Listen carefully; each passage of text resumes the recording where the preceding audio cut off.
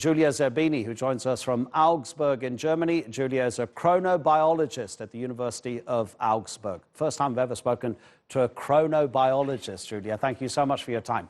Tell us about the empirical evidence behind allowing teenagers to sleep a little bit more and start their school day later. Yes. Hello, thanks for having me first. We have a lot of studies now showing indeed that teenagers sleep later and that schools start too early for their biological clock, and that as a consequence, teenagers are chronically sleep deprived. And as we just heard, sleep deprivation is associated with a lot of health problems and also with a lower school performance. Yeah, it's interesting. I've seen some studies, I don't know if you have seen the same ones, which literally showed that students as teenagers who slept 1 hour extra achieved a better grade than the ones who slept 1 hour less. Literally, the one who sleeps 1 hour more might get a B. The one who sleeps 1 hour less will literally get a C. Have you seen that study? Yeah, I think you're talking about the study in Seattle. About school performance, I would say we need more studies to show that indeed if we delay school starting times, the school performance will also increase, because there are a lot of factors involved. But I would first focus on the health of these students.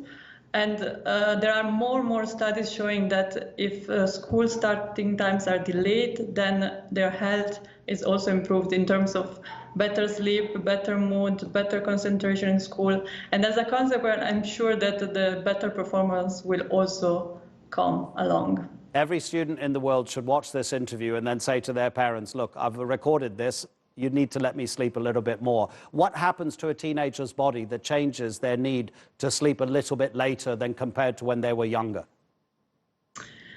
So the sleep timing is mainly regulated by our biological clock. We really have a clock inside us telling us when we should sleep. And this is really biologically determined. It's also genetically determined, and it changes with age.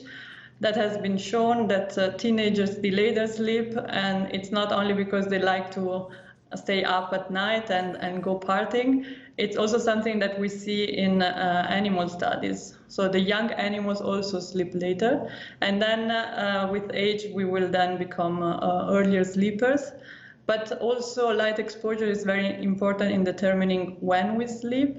So that is something that we could maybe also try to change in order to try to sleep a bit earlier if necessary. Giulia, you know, you say there are many studies that show the benefits of a teenager starting school later. I don't know if you're a parent, but then the problem that parents have, the social issue here is that scientific findings are one thing, but the social issue here is that so many parents work and school becomes a place to leave your children while you go to work.